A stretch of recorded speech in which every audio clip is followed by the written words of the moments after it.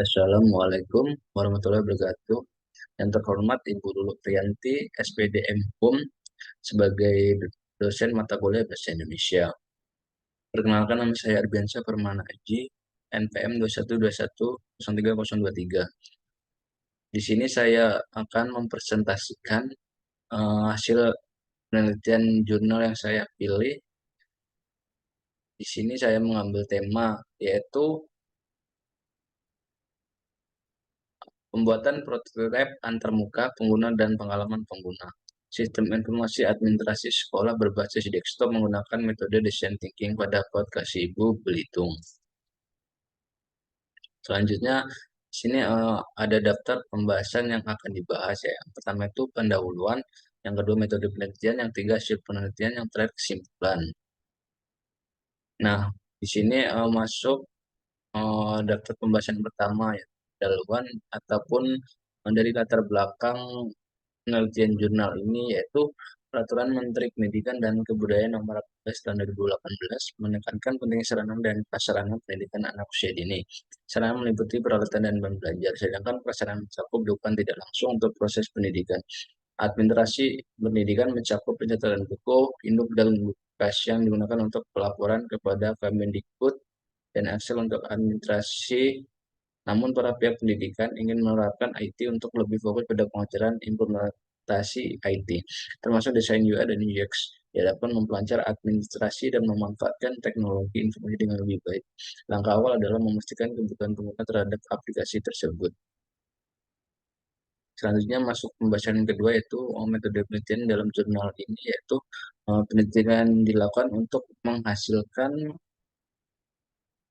UI UX dan desain sistem informasi. Perancangan UX ini menggunakan metode design thinking. Di sini ada 5 tahapan metode design thinking yang dikembangkan oleh Interaction Decision Foundation atau IDF pada gambar ini ada 5 tahapan yaitu pertama empatis, define, ideate, dan prototype, dan terakhir yang itu ada tes. Selanjutnya, nah di sini ada 5 tahapan metode design thinking yang akan dibahas yaitu apa aja. Nah, kita saya akan jelaskan yang pertama itu empatis. Nah, tahapan yang dianggap inti dari proses perancangan tahap ini berupaya untuk memahami guna melalui produk yang akan dirancang.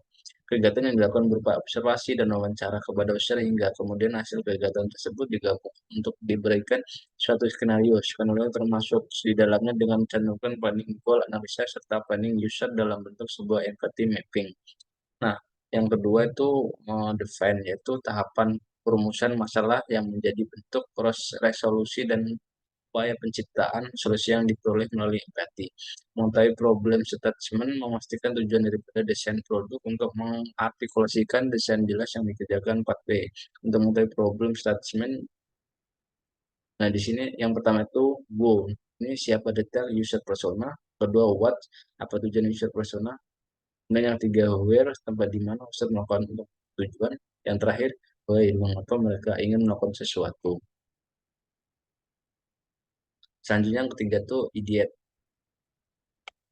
Nah, pada ini idiot adalah um, tahapan sebelumnya saat menghasilkan solusi dari permasalahan, yaitu bisa dilihat brainstorming ide adalah langkah untuk menemukan kebutuhan pengguna. Setelah itu, tahapan ini dilakukan dengan membuat rancangan aktivitas pengguna yaitu design user flow. Kemudian yang keempat, prototype. Tahapan pembuatan ide ini menjadi sesuatu yang nyata. Prototyping kegiatan bereksperimen dalam membuat tampilan awal sebuah desain sistem informasi dengan menggunakan asumsi dan aspek lain. Prototype dilakukan melalui beberapa model prototype, yaitu yang pertama low fidelity. Prototype desain di mana belum terdapat warna, hanya berupa sketsa untuk menentukan struktur dan data letak elemen pada rancangan desain produk. Kemudian high fidelity prototype yaitu pengembangan dari sketsa sebelumnya dengan pembelian warna, skala, struktur, dan tata letak yang sudah dalam desain kondisi atau desain yang sudah jadi.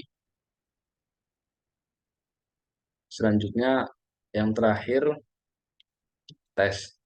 Nah, di sini proses pengetesan adalah kesempatan untuk menemukan masalah pada prototipe atau area yang bisa ditingkatkan. Pengetesan tutorial dilakukan dengan menggunakan usability testing dengan berfokus pada apa yang bisa dilakukan, bukan apa yang bisa dilakukan. Kemudian memasuki eh, materi pembahasan yaitu di sini hasil penelitian.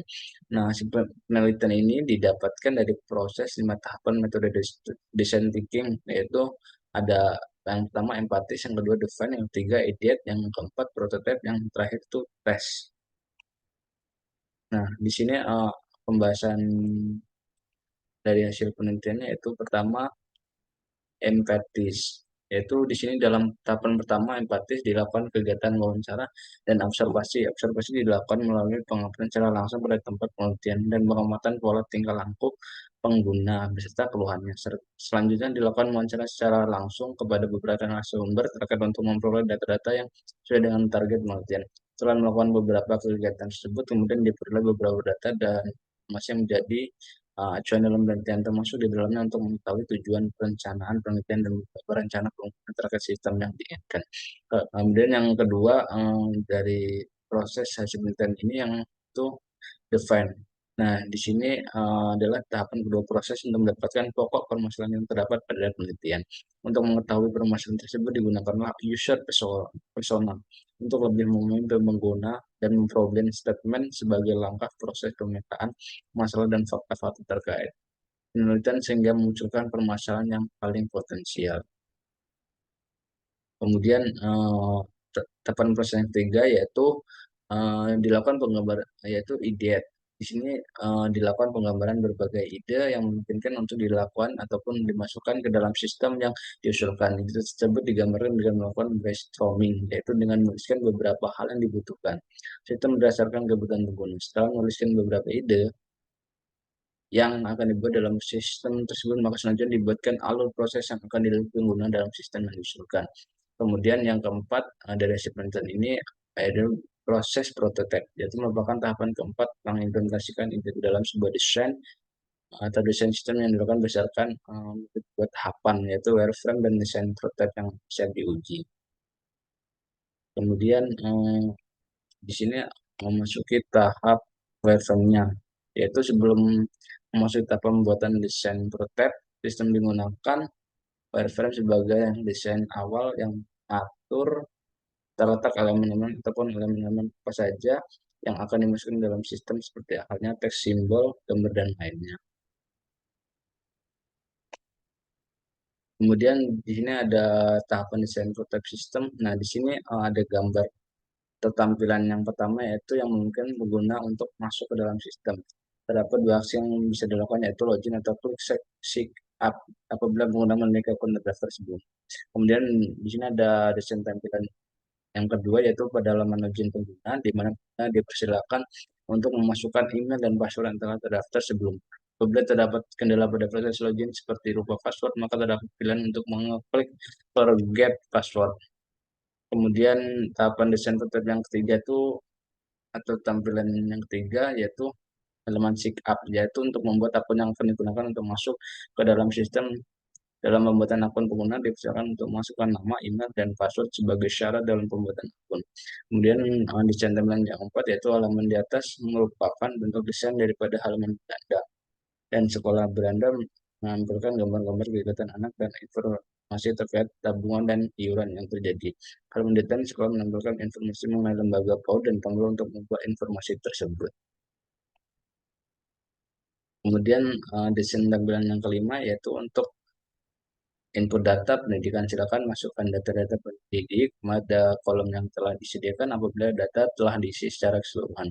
Untuk melihat data tersebut bisa dilakukan dengan mengklik tombol lihat data, maka akan tampil yang akan berisikan informasi data siswa. Kemudian desain tampilan keenam yaitu mutasi peserta didik difungsikan apabila terdapat masa yang telah lulus ataupun keluar dari lembaga. Terdapat dua buah tabel pada halaman di atas. Tabel di sebelah kiri dengan untuk mencari data pendidikan melalui dua pilihan, yaitu dengan pencarian dengan nomor induk dan berdasarkan nama pendidik. Kemudian setelah ditemukan data pendidik, klik tombol proses data. Maka data tulisan ini pada tabel sebelah kanan, yaitu tabel mutasi. Silahkan pilih terlebih dahulu tanggal mutasi dan keterangan mutasi. Untuk memproses, klik tombol proses, maka data akan diaktifkan. Kemudian yang terakhir, pada proses ini dalam untuk menemukan hasil penelitian, yaitu proses terakhirnya, yaitu tes. Sebelum dilakukan testing kepada penggunaan penulis, terlebih dahulu menjelaskan tentang sistem yang dibuat. Sebelum dilakukan pengujian penggunaan usability testing, pertama kali dibuat goals dan skenario. Kemudian partisipan diharapkan dapat mencapai goal dan skenario yang telah dibuat dengan kurun waktu tertentu yang telah Selanjutnya, memasuki uh, penyusunan daftar kesimpulan, yaitu kesimpulan. Berdasarkan penelitian telah dilakukan, diperoleh beberapa kesimpulan sebagai berikut. Yang pertama, pembuatan prototipe dan terbuka guna UX dan pengalaman guna atau UX menjadi langkah awal dalam perancangan sistem informasi. Kemudian yang kedua, implementasi metode yang dimulai dari empatis, define, edit, prototype, dan testing membantu menghasilkan desain prototipe yang sesuai dengan kebutuhan pendidikan pada aplikasi ibu. Kemudian yang ketiga, desain ini telah diuji langsung oleh pendidik usability testing dan berhasil membuat prototipe UI UX untuk perancangan sistem lebih lanjut. Selanjutnya, penutup. Mungkin presentasi yang saya sampaikan mungkin seperti itu. Mungkin saya akan tutup.